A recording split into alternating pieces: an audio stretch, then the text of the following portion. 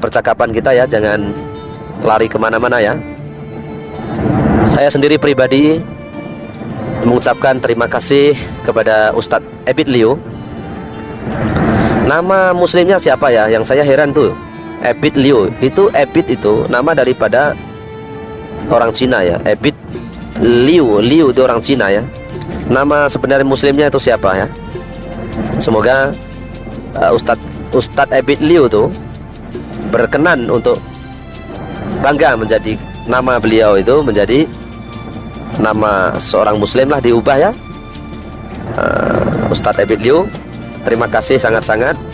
Saya sebagai TKI yang berada di Malaysia, sementara Ustadz Ebit Liu yang terus berusaha keras untuk menolong kawan-kawan kita di Indonesia, memberi kasih sayang, dan seolah-olah Ebit Liu ini berdakwah dengan cara tabligh ya. Memang tabligh ini adalah satu kumpulan tabligh yang sangat-sangat peka ya terhadap lingkungan dan kepada semua, bahwa tabligh yang tersebar di seluruh dunia, yang saya saksikan sendiri, itu sangat akrab sekali dengan penduduk tempatan, dengan warga tempatan, dan dengan siapa saja. Tak kira walaupun berlainan agama, itu maka akan suka dengan cara daripada kumpulan tabligh di seluruh negeri ini, kecuali di India. Di India, walaupun berasal dari India ya tabligh, dan di India sendiri ditolak ya. Baiklah sahabat, kita pun di belakangan ini kita juga melihat sendiri ya bagaimana ada seorang ustadz penceramah, yaitu Ustadz Dr. Abdus Somad ya, daripada Batubara, Riau, Indonesia ya. Ustadz Abdus Somad yang ingin masuk ke Singapura, yang kita tahu semua bahwa Ustadz Abdus Somad ini juga datang ke Malaysia disambut, datang ke Brunei disambut meriah.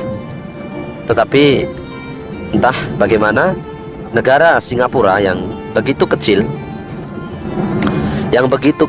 yang kita semua tahu bahwa kekuatan Indonesia di Asia ini tidak boleh dianggap remeh ya. Kekuatan tentara daripada Republik Indonesia dan kekuatan politik daripada Indonesia sendiri di PBB yang berani mengambil langkah menjadi negara non-blok ya, tidak mendukung di mana-mana belahan barat ataupun timur. Maka dengan adanya penolakan dari Ustadz Abdus Somad ini menunjukkan bahwa walaupun di balik kemajuan negara Singapura ini, dalam pandangan politik saya, bahwa negara Singapura ini tidak mempunyai independen sepertinya negara ini di bawah telunjuk oleh orang lainnya. Karena apa? Karena kita semua tahu bahwa sebelum ini juga Benyamin Netanyahu, Perdana Menteri Israel, dan pada waktu itu pernah diperbolehkan masuk ke Singapura. Padahal kita tahu bahwa Singapura dengan alasan menolak adanya Ustadz Abdus Somad, yaitu sebagai radikalis dan ustadz yang berpahaman liberal, dan seolah-olah maka ini hanya ditujukan untuk kaum muslim. Dan saya yakin kesilapan ini sangat telak ya, kesilapan telak daripada kerajaan Singapura. Dan saya yakin Singapura sudah mengambil langkah yang salah daripada segi geopolitik antar bangsa ya. Karena sebelum ini juga daripada perang Rusia melawan Ukraina, dengan terang-terang Singapura mendukung, yaitu memihak kepada kekuatan barat yaitu Amerika Syarikat. Dan di sini maka kita jelas tahulah bahwa keberpihakan sesuatu negara itu ada campur tangan yang betul-betul ketara di Singapura, yaitu ada USA, Amerika Serikat, dan Israel ya. Baiklah sahabat, saya ingin mengulas beberapa politik ya yang ingin saya ulas dari lisan saya. Sahabat subscriber semuanya, kita perlu tahu bahwa semenjak dilaksanakannya invasi terhadap Ukraine dari sebuah Federation Rusia yang masuk ke Ukraine untuk memberitahukan siapa negara Rusia ini perlu kekuatan besar untuk menunjukkan bagaimana dalam peperangan ini dimulai oleh Rusia. Dan ini sebenarnya pada waktu itu, pada waktu November ya, Februari ya, pada bulan Februari sebenarnya perang ketiga sudah pun dimulai sahabat. Sahabat-sahabat kena perlu tahu ya bahwa sebenarnya perang ini sudah terjadi, tetapi perang yang sesungguhnya itu bukan perang yang seperti dulu-dulu menunjukkan kekuatan di antara satu sama lain dengan mengebom ataupun membunuh ya. Tetapi sekarang ini kita boleh tahulah bagaimana setiap negara masing-masing akan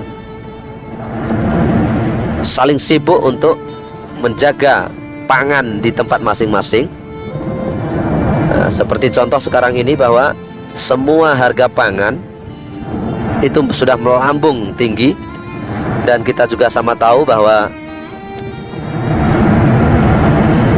harga makanan seperti India kini sudah tidak lagi mengekspor gandum ke luar negara, walaupun dengan alasan kemarau, tapi itu tidak mungkin. Ini adalah perang strategi daripada makanan untuk menyekat semua perjalanan transportasi untuk menghantar makanannya. Ini akan semakin ketara pada 6 bulan ke depannya. Dan Malaysia sendiri entah bagaimana saat ini seolah-olah menjadi hero di dalam industri minyak ya. Mereka di negara Malaysia ini akan mengekspor kuat, menjadi pemasok minyak kelapa sawit ini untuk di dunia ya. Seolah-olah sedang asik berbisnis, sedang kuat berbisnis tanpa harus disadari ya ini ya. Ini adalah perang global ya. Maka nanti kalau Malaysia sendiri sudah pun tidak sudah kekurangan minyak, maka apa yang akan terjadi nanti ya. Dan seperti Indonesia juga sudah mengambil langkah berjaga-jaga, walaupun dengan alasan minyak di Indonesia tidak dapat dikontrol ya, harga yang melambung tinggi, tetapi Presiden Indonesia sudah pun melarang untuk ekspor minyak, yaitu minyak sawit ya. Dan ini diambil kesempatan oleh Malaysia untuk menjadi pengekspor minyak yang masih berkekalan sekarang, belum lagi mengambil apa-apa keputusan politik untuk menahan atau membatasi pengeluaran minyak ya. Ini berbahaya sekali bagi Malaysia. Dan Indonesia, mereka tahu bahwa akan ada krisis minyak, krisis pangan. Yang ingin saya bagi tahu adalah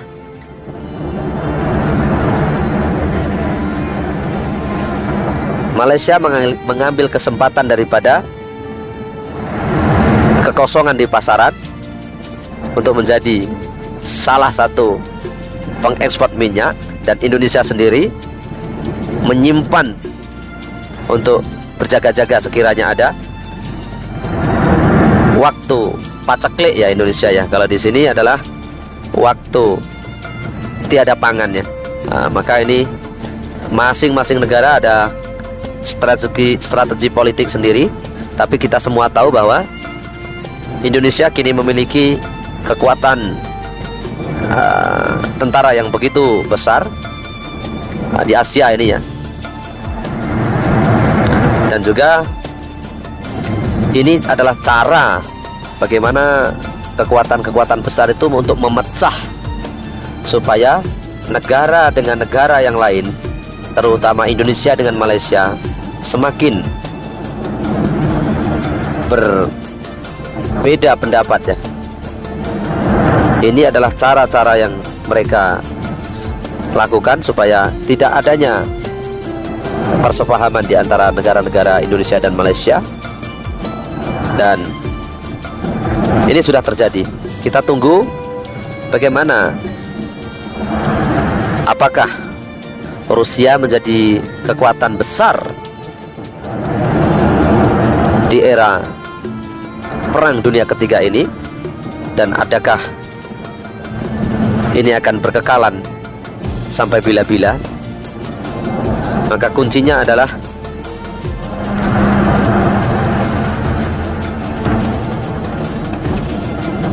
akan adanya perpecahan demi perpecahan ini. Maka seperti yang disabdakan oleh Rasulullah Sayyidina Muhammad SAW, maka semua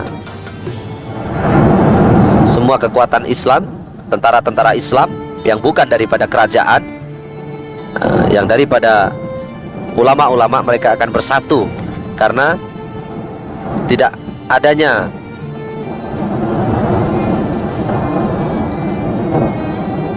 daripada pemimpin-pemimpin negara di setiap negaranya itu menjadi wakil, dan akhirnya para ulama-ulama akan bertemu, bersatu, bermusyawarah, bermuafakat, dan itu akan diikuti oleh mujahid-mujahid.